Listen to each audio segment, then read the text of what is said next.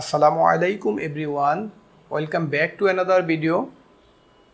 আজকের ভিডিওতে আপনারা শিখতে পারবেন দৈনন্দিন জীবনে আমরা যে সকল কথাবার্তাগুলা বাংলায় বলে থাকি সে সকল কথাবার্তাগুলাই আজকের ভিডিওতে আমরা ইংলিশে বলার চেষ্টা করব। বন্ধুরা, আপনারা যদি আমাদের চ্যানেলে নতুন দর্শক হয়ে থাকেন তাহলে এখনই আমাদের চ্যানেলটি সাবস্ক্রাইব করে আমাদের সঙ্গে থাকুন, আর যদি অলরেডি সাবস্ক্রাইব করে থাকেন তাহলে থ্যাংক ইউ সো মাচ। তাহলে বন্ধুরা চলুন শুরু করা যাক। আমি সিদ্ধান্ত নিয়েছি, এটা কিভাবে ইংলিশে বলবেন? I have decided. I have decided. Decided অর্থ কি? সিদ্ধান্ত নেওয়া। আই হ্যাভ ডিসাইডেড, এখানে ভার্বের B3 ফর্ম ইউজ করা হয়েছে। তাহলে হ্যাভের সাথে ভার্বের B3 ফর্ম এখানে ইউজ হয়েছে। হ্যাঁ, তাহলে ডিসাইডেড, আমি সিদ্ধান্ত নিয়েছি। আই হ্যাভ ডিসাইডেড, আমি তোমাকে সাহায্য করার সিদ্ধান্ত নিয়েছি। আমরা এটা ইংলিশে এইভাবে বলবো, I have decided to help you. I have decided to help you, আমি সেখানে যাওয়ার সিদ্ধান্ত নিয়েছি। আমি সেখানে যাওয়ার সিদ্ধান্ত নিয়েছি। তাহলে এটা আমরা ইংলিশে এইভাবে বলতে পারি, I have decided to go there.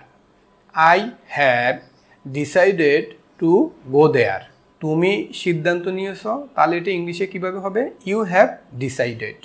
তুমি সিদ্ধান্ত নিয়েছ, ইউ হ্যাভ ডিসাইডেড। তুমি শেখার সিদ্ধান্ত নিয়েছ। তুমি শেখার সিদ্ধান্ত নিয়েছ। You have decided to learn. You have decided to learn, আমার নেই।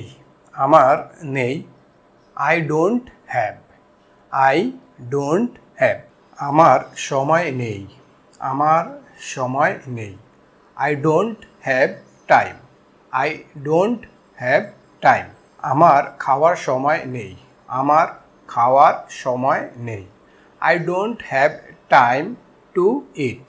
I don't have time to eat, আমার কথা বলার সময় নেই। আমার কথা বলার সময় নেই। I don't have time to talk. I don't have time to talk, আমার যাওয়ার সময় নেই। আমার যাওয়ার সময় নেই। I don't have time to go. I don't have time to go, আমার ভিডিওটি দেখার সময় নেই। আমার ভিডিওটি দেখার সময় নেই। I don't have time to watch the video. I don't have time to watch the video,